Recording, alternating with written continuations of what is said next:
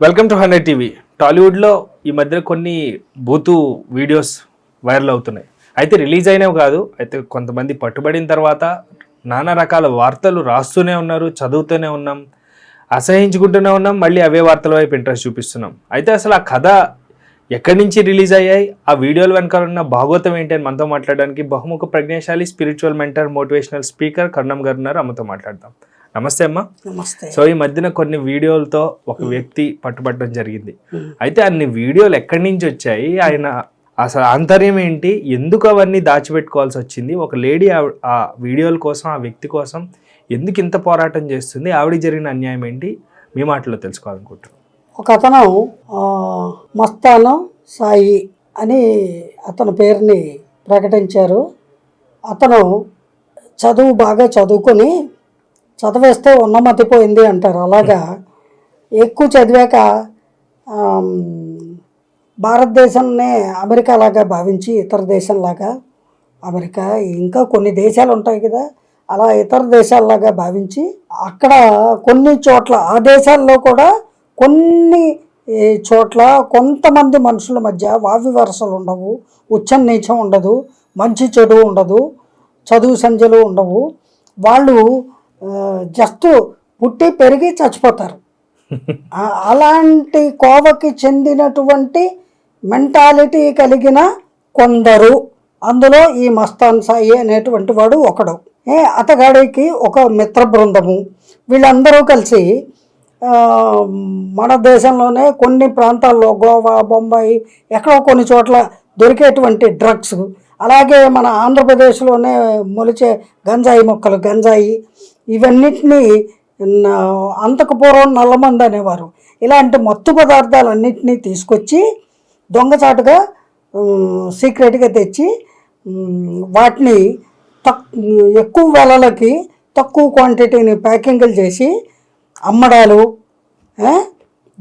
దురలవాట్లు ఉన్న వాళ్ళకి అమ్మడము, లేని వాళ్ళకి, ముఖ్యంగా విద్యార్థులు, ఉద్యోగస్తులు, అటువంటి వాళ్ళని మెల్లగా మాయమాటలు చెప్పి పార్టీలని, ఫ్రెండ్షిప్లని, వాళ్ళని ఈ ముగ్గులోకి దింపి వాళ్ళకి ఈ అలవాట్లు, కూల్ డ్రింకుల్లోనూ హార్డ్ డ్రింకుల్లోనూ ఇవన్నీ తాగించేసి, ఇవన్నీ తినబెట్టేసి వాళ్ళని డ్రగ్ అడిక్ట్స్గా మార్చేసి వాళ్ళ నుంచి ముందు వేలల్లో, తర్వాత లక్షల్లో డబ్బులు తీసుకోవడము.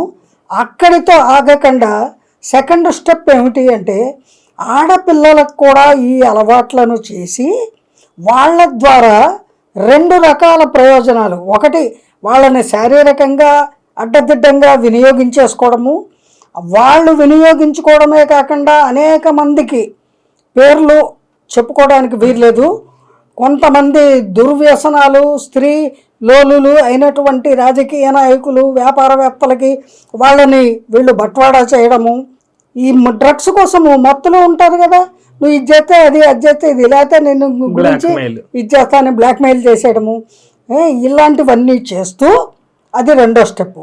ఆడవాళ్ళని కూడా, అది యంగ్ గర్ల్స్ని స్టూడెంట్ స్థాయిలో లేదా ఉద్యోగినులుగా ఉన్న వాళ్ళని ఇందులోకి లాగడము. కొందరు వివాహిత స్త్రీలను కూడా ఇందులోకి, అంటే ధనవంతుల ఇళ్లలో ఉండే వివాహిత గృహిణులు ఉంటారు కదా, వాళ్ళకు కూడా మాయమాటలు చెప్పి కిట్టి పార్టీలు, ఆ పార్టీ, ఈ పార్టీ, ఏవో పేర్లు చూస్తున్నారు. అలా పిలిచి అక్కడ వీళ్ళకి అవి కూల్ డ్రింకుల్లో కలిపి ఇచ్చేయడాలు, ఆహారంలో కలిపి ఇచ్చేయడం, మొత్తానికి వాళ్ళని ఈ మత్తు ప్రవాహంలో మునిగిపోయేలాగా చేసేసి వాళ్ళ నుంచి డబ్బుల్ని, తర్వాత వాళ్ళని శారీరకంగా వినియోగించుకోవడాన్ని, అంతేకాదు వాళ్ళ ద్వారా చేయకూడని అనేక పనులు చేయించడాలని, వీటన్నిటికీ ఇతగాడు, ఇతని మిత్ర బృందము ఒక కూటమిలాగా తయారయ్యారు. ఏమండి, వాళ్ళ మాయలో అదే రూటులో ఆల్రెడీ అలవాట్లు, డ్రగ్స్ తాగుడు అలవాట్లు ఉన్న అమ్మాయిలు ఉంటారు కదా, అబ్బాయిలు అమ్మాయిలు, వాళ్ళు వీళ్ళకి త్వరగా ఆకర్షితులు అవుతారు. ఎందుకని వీళ్ళ దగ్గర అవి దొరుకుతాయి కాబట్టి. అలా ఆ రీత్యా దగ్గర అయినటువంటి అమ్మాయిల్లో లావణ్య ఒకరు అతగాడికి. ఆ అమ్మాయిని కూడా లోపరుచుకొని ఆమెకి తెలియకుండా ఆమెని వివస్త్రగా ఉన్నప్పుడు, ఉండకూడని పరిస్థితుల్లో ఉన్నప్పుడు నగ్న చిత్రాలు చిత్రించి ఆ రకంగా ఇతను ఒక పెద్ద లైబ్రరీ తయారు చేసుకొని అది డిస్క్లో హార్డ్ డిస్క్ ఏదో అందులో మొత్తము భద్రపరుచుకొని దాదాపు 300 చెప్తున్నారు, ఇంకా ఎక్కువే కూడా ఉండి ఉండొచ్చు. అవన్నీ భద్రపరుచుకొని అవసరమైనప్పుడల్లా వాళ్ళని చిన్న గెల్లడం, నీ బొమ్మ రిలీజ్ అయినా చెప్పినట్టు వింటావా, ఈ పని చేయి ఆ పని చేయి, వాడి దగ్గరికి వెళ్ళు వీడి దగ్గరికి వెళ్ళు, అది బట్టరా, ఎన్ని లక్షలు బట్టరా, ఆ కోట్లు బట్టరా, ఆ మంత్రి దగ్గరికి వెళ్ళు, ఈ సినిమా యాక్టర్ దగ్గరికి వెళ్ళు, వాళ్ళని తీసుకురా వీళ్ళని తీసుకురా, ఇంకా వాళ్ళని కోతులాట ఆడించినట్టు ఆడించేస్తున్నాడు. సో ఒకానొక కాలం ముందు ఈ గుంపులో ఉన్నటువంటి చేరినటువంటి ఈ లావణ్య గారు, పాపం అమ్మాయి చదువుకుంది, కర్మవశాత్తు ఈ దురవ్యసనాల పాలైపోయి అలాంటి దుష్టులకి లొంగిపోయింది కాన్బట్ పొజిషన్లో. ఇంకా తప్పుడు రూట్లో ప్రయాణం చేసే వాళ్ళకి వాళ్ళే ఎదురవుతారు. సో ఇతని వెనకాల ఎంత బ్యాక్గ్రౌండ్ ఉంది అని తెలియక వాడి మాయలో ఈవిడ పడిన తర్వాత ఈవిడ మేధావి కదా తెలుసుకొని నా వీడియోల వరకు డిలీట్ చెయ్యి అని అడిగింది. వాడు ఒప్పుకోలా. రాజ్ తరుణ్ చేత చెప్పించింది. ఏదో టెంపరీగా డిలీట్ చేశాడు సెల్ ఫోన్లో, కానీ అవన్నీ పెద్ద లైబ్రరీ బుక్లో దాచుకున్నాడు. మరి అది ఎలా తస్కరించాలి? అంతేకాకుండా అతని ఫోన్లో కూడా ఎప్పటికప్పుడు కొన్ని పెట్టుకుంటాట, 70-80 రెడీగా ఉన్నాయట ఫోన్ మెమరీలో. అవి కాకుండా ఈ హార్డ్ డిస్క్లోనూ వాటిల్లోనూ పొందుపరిచి పెట్టుకున్నాడు. ఇవన్నీ తెలుసుకున్న ఈ పిల్ల మరి మోసగాళ్ళే ఎదురవుతారు కదా, ఎందుకైనా మంచిది వీడిని కూడా మన గ్రిప్లో పెట్టుకుందామని అవి చౌర్యం చేసి ఆమె తను జాగ్రత్త పడిపోయింది. అవన్నీ ఇంకా ఇతగాడి బెదిరింపులకి లొంగే స్థితిలో లేదు. ఏమన్నా అంటే, రే నీ స్టోరీ మొత్తం నా దగ్గర ఉందిరా, నువ్వేంట్రా రిలీజ్ చేసేది సినిమా, నేను వదులుతా చూడు అని మెల్లగా ఫోన్ కాల్స్ ఈ లీకేజ్ ప్రోగ్రాం ఎవరి దగ్గర నేర్చుకుంది ఈ అమ్మాయి?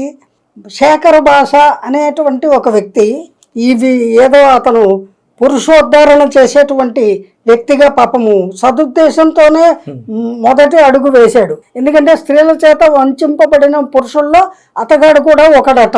ఇదిలా ఉంటే మధ్యలో పడాల లక్ష్మి చింటూ అనే వాళ్ళందరూ ఈ వెనకాల టీం వర్క్ లో వాళ్ళు కూడా ఈ డ్రగ్స్ తీసుకునేవాళ్ళు.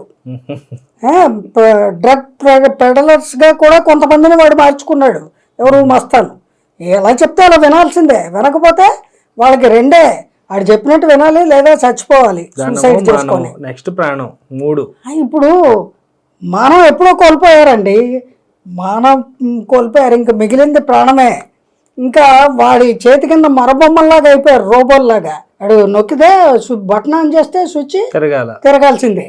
ఇంకా ఈ లావణ్య అనే పిల్ల మాత్రము వాడి పిల్లకి చేతిలో పట్టుకొని ఈ శేఖర్ భాష ఆడియోల్ని లీక్ చేయడం చూసి ఇదేదో బాగుంది అని ఈమె కూడా కొంచెం గ్యాప్ ఇచ్చి మెల్లగా ఈ ఆడియోలు లీక్ చేయడం మొదలు పెట్టడంతో వాళ్ళకి కాళ్ళ కింద భూమి కంపించి అమ్మ తల్లి అని కాళ్ళు పట్టు బతిమలాడాడు. అప్పటిదాకా నానా హేయమైన భాషతోటి, మానవులు మాట్లాడరా భాష, అంత నికృష్టమైన ప్లింతి లాంగ్వేజ్ తోటి, పచ్చి బూతులతోటి మగవాళ్ళు లేబర్ వాళ్ళు కూడా సిగ్గుతో చచ్చిపోతారు. అలాంటి వికృతమైన సైకో లాంగ్వేజ్ని వాడు వినియోగించి వాళ్ళిద్దరూ మాట్లాడుకున్న ఆడియోలు ఇవన్నీ రోజు కొంచెం అన్ని ఛానల్స్లో పెడుతున్నారు. సిగ్గు లజ్జ మనం లేవు వాళ్ళకి. ఇటువంటి వాళ్ళు సమాజంలో ఉండకూడదు. ఈ అంశాన్ని పోలీసు వారు గుర్తించి సాధ్యమైనంత త్వరగా ఇటువంటి వాళ్ళ దుశ్చర్యలకి చెక్ పెట్టి వాళ్ళకి శాశ్వత పరిష్కారము ప్రజలకి దొరకాలి అంటే వాళ్ళకి జీవిత పర్యంతము కూడా సమాజంలోకి రాకుండా ఉండేలా శిక్షలు అమలు చేయాలి. లేకపోతే ముందు తరాల పిల్లల్ని, ఇప్పుడున్న యంగ్స్టర్స్ని, అనేక మందిని వాళ్ళ జీవితాలని సర్వనాశనం చేసేస్తున్నారండి.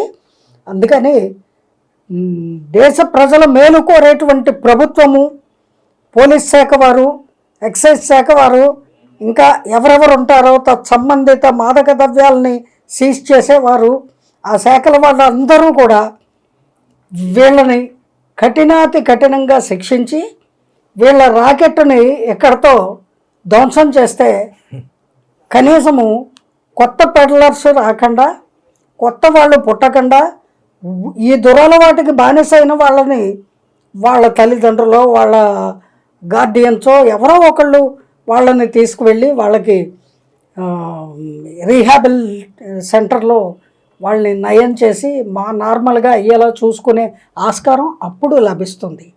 అందుకు కావలసిన విధంగా ప్రభుత్వం వారు తగు చర్యలు చేపట్టాలి అని కోరుకుందాం. Right, thank you so much. Thank you viewers, bye.